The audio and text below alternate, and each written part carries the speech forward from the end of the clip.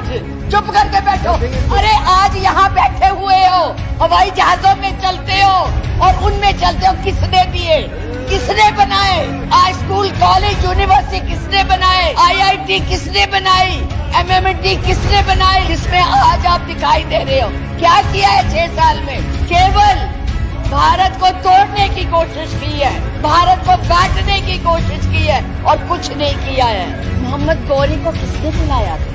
किसने कहा था दिल्ली में आग करने के लिए? कौन जयचंद था? महाराणा प्रताप जब हल्दी की घाटी में लड़ रहे थे, किस राजा ने उसकी मदद की अकबर के खिलाफ? सुनो, एक भील जाति के लोगों ने महाराणा प्रताप का साथ दिया था। कहाँ थे तब? आज बात करते हैं देश को आजाद कराने के लिए अहिंसा का पाठ पढ़ाया। आप क्या जाने अहिंसा, जो लाठी लेके तो ट्रेनिंग देते हैं। कोई भी आपके प्रधानमंत्री के खिलाफ, आपके गृह मंत्री के खिलाफ, उनकी नीतियों के खिलाफ बोले, वो देशद्रोही हो गया है। 6 साल के बच्चों को भी नहीं आप तो छोड़ रहे, आप क्या करेंगे? श्रीमती विप्लव ठाकुर जी। माननीय उपाध्यक्ष जी, धन्यवाद। मैं ये राष्ट्रपति के अभिभाषण पर धन्यवाद प्रस्ताव के लिए खड़ी हुई हूँ, पर मुझे समझ नहीं आ रहा कि मैं धन्यवाद किस बात का करूं, कहां से शुरू करूं। मुझे लगता है, आप अब चुप रहिए, मुझे लगता है बैठकर इंटरवेन न करें आप। मुझे लगता है कि एक कुशल गृहिणी अपना ट्रंक उसको पेंट करके अपनी पुरानी चीजें उसमें डाल देती है। यही इस अभिभाषण में है, कुछ नया नहीं है। वही उज्ज्वला है, वही दीनदयाल है, और वही पे जो है मिशन की बातें हो रही हैं। बेरोजगारी की कोई बात नहीं है, महंगाई की कोई बात नहीं है, क्योंकि इनको उसकी चिंता ही नहीं है।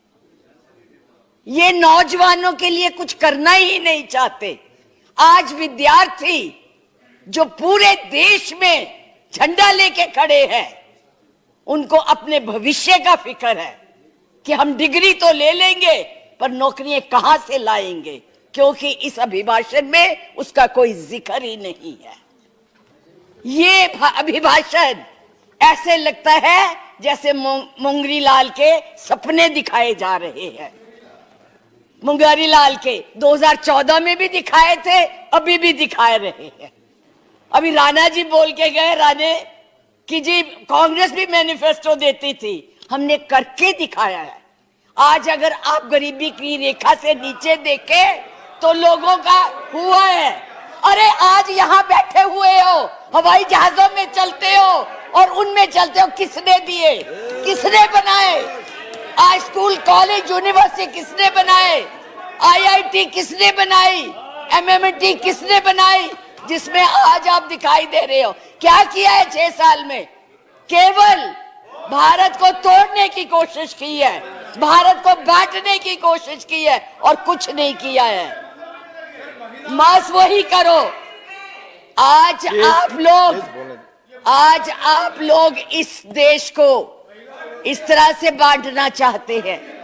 कुछ नहीं है, ना महिलाओं के लिए है। आज पूरी महिलाएं जो है इस चिंता में हैं कि हमारा भविष्य ठीक है, हम सुरक्षित हैं, वहां उनको कुछ दिया नहीं जा रहा। और मैं ये कहना चाहूंगी कि मैं पूछना चाहती हूं, क्योंकि आप बहुत इतिहास के बखे हुए हैं, मोहम्मद गौरी को किसने बुलाया था? किसने कहा था दिल्ली में आग बंद करने के लिए? कौन जयचंद था? कौन जयचंद था? महाराणा प्रताप जब हल्दी की घाटी में लड़ रहे थे, किस राजा ने उसकी मदद की अकबर के खिलाफ में? बैठ जाइए, बैठो, चुप करके बैठो। सुनो मैडम, प्लीज आप चेयर को एड्रेस करें मैडम, प्लीज। इस तरह की भाषा एक भील जाति के लोगों ने, एक भील जाति के लोगों ने महाराणा प्रताप का साथ दिया था। कहां थे तब? आज बात करते हैं देश को आजाद कराने के लिए अहिंसा का पाठ पढ़ाया। आप क्या जाने अहिंसा, जो लाठी लेके तो ट्रेनिंग देते हैं। आज लाठी की जगह बंदूक और रिवॉल्वर आ गए हैं। और हमने सिखाया आपको हिंसा, आपने सिखाया है जनता को हिंसा, नफरत पर बोले, इधर बोले, और चेयर को एड्रेस करें प्लीज। आप चेयर को एड्रेस करें। और आज तो मैं उपाध्यक्ष जी देशद्रोही की भी परिभाषा पूछना चाहती। क्या है देशद्रोही की परिभाषा? किसको देशद्रोही कहते हैं? मुझे याद है जब कम्युनिस्ट पार्टी ने भारत की आजादी को नहीं माना था, 4 साल के लिए बैन कर दी थी, लेकिन उनको देशद्रोही नहीं कहा था। नेहरू ने, सरकार ने देशद्रोही नहीं कहा था। पंडित नेहरू के खिलाफ लोकसभा में वाजपेयी जी बोलते थे, उनको देशद्रोही नहीं कहा था। आज कोई भी आपके प्रधानमंत्री के खिलाफ, आपके गृह मंत्री के खिलाफ, उनकी नीतियों के खिलाफ बोले, वो देशद्रोही हो गया है। उनको जेल में डाल दो, उनको पकड़ लो। 6 साल के बच्चों को भी नहीं आप तो छोड़ रहे। आप क्या करेंगे? आपके पास ना तो कोई कार्यक्रम है, ना आपके पास भारत के लिए कोई नया सोच है, कुछ नहीं है। केवल एक सोच है कि कैसे इस देश को तोड़ा जाए। 70 साल में उपाध्यक्ष जी हमने पाकिस्तान का इतना नाम नहीं लिया था जितना ये 6 सालों में ले रहे हैं। हमारी महानायिका ने पाकिस्तान के 2 हिस्से कर दिए थे, बांट दिया था, और ये आज पाकिस्तान के नाम से डरा रहे हैं। और वैसे कहते हम बहुत मजबूत है, हर बात के लिए पाकिस्तान, हर बात के लिए पाकिस्तान। क्यों भाई? क्या है वो? आपका कुछ लगता है? हाँ, जरूर लाहौर में जरूर बिरयानी खाने गए थे, कांग्रेस नहीं खिलाती, बिना बुलाए गए थे। और आज बात करते हैं, किसकी बात करते हैं? मैं ये कहना चाहूंगी कि इस भारत को मत तोड़िए।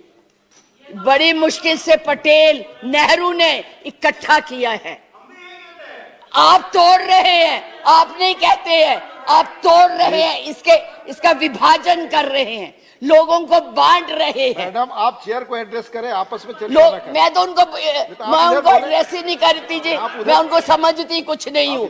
वो है ही कुछ नहीं, जिनको बोलने की समझ नहीं है, उनसे क्या बात करनी है। मैं तो ये कह रही हूँ कि इस देश को मत बांटिए, इस देश के टुकड़े मत कीजिए, नफरत मत फैलाइए। बहन जी चुप रहिए, अपनी बारी में बोल लेना जो बोलना होगा, अब चुप करके बैठी रहिए प्लीज। अब देश के टुकड़े मत कीजिए। आज जो हम इस स्थिति, आपका इसी सीए ने, आज जो आपका एक ही देश था, पाकिस्तान आपसे नाराज, चाइना आपको कुछ नहीं समझता, नेपाल भी आपसे खफा हो गया है, और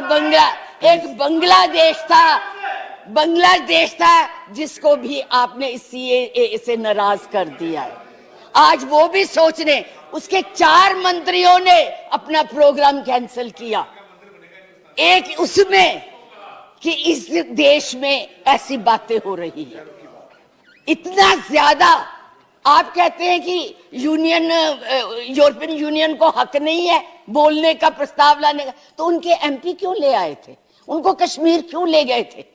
आपने खुद उनको इनवाइट किया है, आपने खुद इसको इंटरनेशनल बनाया है, आपने खुद इनको, दूसरे लोगों को इसके ऊपर दखल देने के लिए बुलाया है।